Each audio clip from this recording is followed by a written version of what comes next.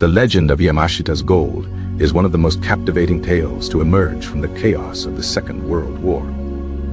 It speaks of a colossal fortune, plundered by Japanese forces and secreted away in the final, desperate days of the conflict. The story begins not in the Philippines, but across the vast expanse of Southeast Asia.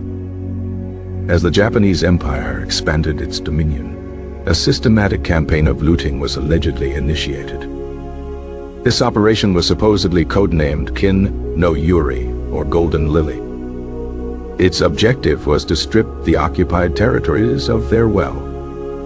Gold bullion, priceless religious artifacts, precious gemstones, and historical treasures were amassed. This immense plunder was gathered from a dozen countries, a testament to the scale of the conquest. The wealth was intended to fuel Japan's sprawling war machine. However, the tide of the war began to turn against Japan. Allied naval and air power grew to dominate the Pacific. Transporting the colossal treasure back to the Japanese mainland became an impossibly risky endeavor. The sea lanes were choked with American submarines and warships. A new plan was therefore conceived out of necessity. The treasure would be hidden, not transported. The Philippine archipelago, with its thousands of islands and rugged terrain, was chosen as the hiding place. It is here that General Tomoyuki Yamashita enters the heart of the legend.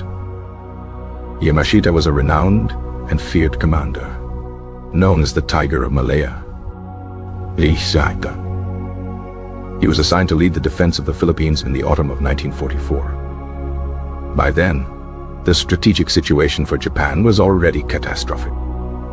American forces under General MacArthur had already begun their invasion. Yamashita's primary mission was defense, a desperate, losing battle. Yet, the legend insists he also oversaw the final stages of the Golden Lily operation. Engineers and prisoners of war were allegedly put to work. They constructed a labyrinthine network of tunnels and underground chambers. Some sites were supposedly booby-trapped to protect their contents. It is said that over 175 different locations were used to store the treasure. Each site held a fraction of the unimaginable wealth. To ensure secrecy, many of the laborers who built the vaults were allegedly sealed inside. The engineers who designed the sites were also said to have been eliminated.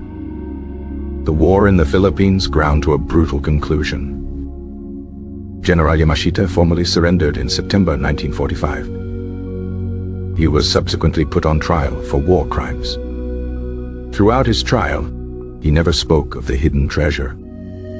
He was executed in February 1946. Many believe the secrets of the Golden Lily died with him and his high command. With the end of the war, the whispers of hidden gold began to circulate. The story spread from remote villages to the capital city of Manila. It ignited a fever that has lasted for decades.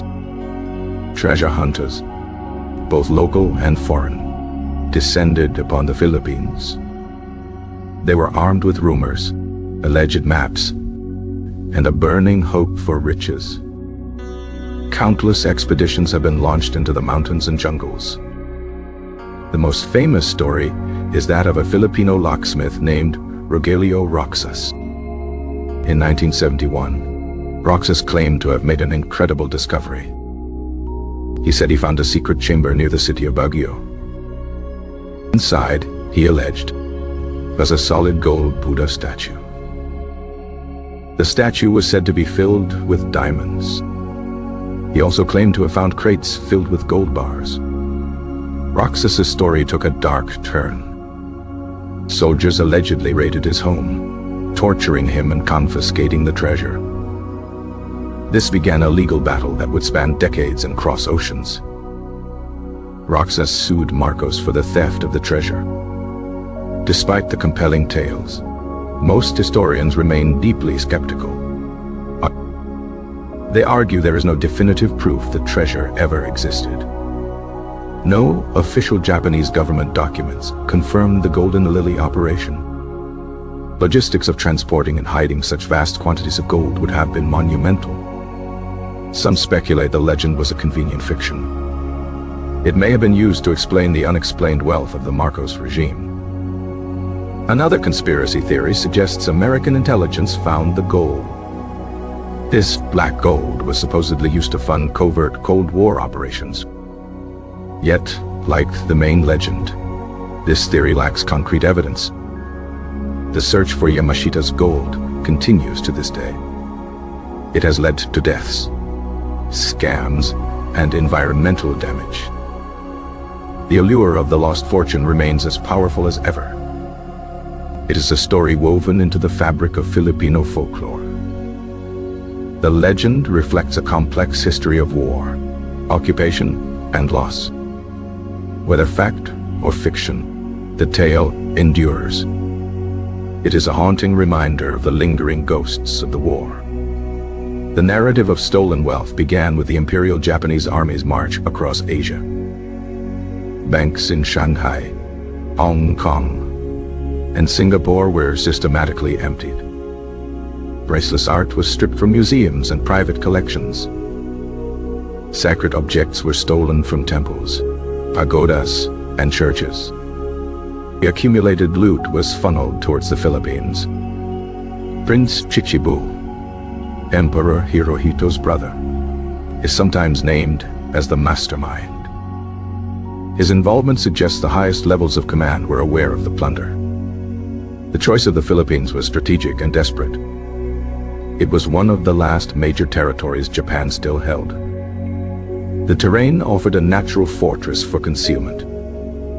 Thousands of caves, both natural and man-made, dotted the landscape.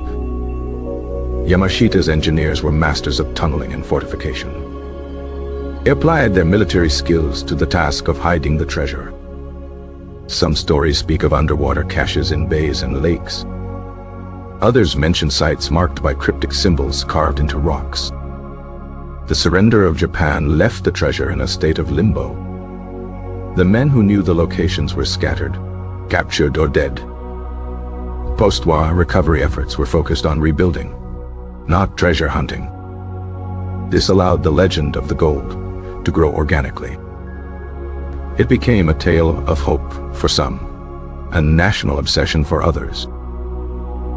The Roxas case brought the legend to international attention. It lent a veneer of credibility to what was once just folklore. Court's verdict was ambiguous, fueling more speculation. It acknowledged Roxas's suffering, but not his claim to the entire treasure. Was she telling the truth or creating a diversion? Skeptics point to the lack of any gold appearing on the world market. An influx of thousands of tons of gold would have crashed the global economy. The gold bars Roxas allegedly found did not have verifiable markings. Every few years, a new claim of a discovery surfaces. These claims often prove to be hoaxes or misunderstandings. Excavations have scarred pristine landscapes. Waterfalls have been diverted and caves have collapsed. Human cost has also been high. Investors have been duped by elaborate scams. Yet, the dream of finding the treasure refuses to die. It represents the ultimate get-rich-quick fantasy. The story has been the subject of books, documentaries, and films. Each retelling adds another layer to the myth. The legend is a complex tapestry of history and imagination. It blurs the line between documented events and wishful thinking. The war itself was an event of unimaginable scale and horror. In the midst of such chaos, anything seemed possible. Perhaps a secret operation to hide treasure was not so unbelievable. The Golden Lily might have been Japan's ultimate insurance policy. A way to rebuild the empire after a potential defeat. The engineers who died took their secrets to the grave. Their silence is the bedrock upon which the legend is built. General Yamashita's own silence at his trial is often cited as proof. His detractors say he had nothing to tell. His supporters believe he was protecting his nation's last great secret. The truth likely lies somewhere in between the extremes. Some smaller caches of looted items may have been hidden. These discoveries could have fueled the grander legend. The story of a single golden Buddha became a tale of tons of gold. Human nature's desire for treasure is a powerful force. It can transform rumor into accepted fact. The Philippine government officially does not endorse treasure hunting. However, it does issue permits for certain excavations. This ambiguity keeps the hope alive for many.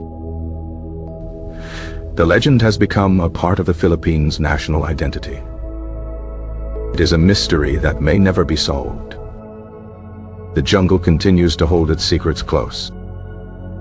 Perhaps some of the treasure has already been found and secretly sold. Perhaps it was all a myth from the very beginning.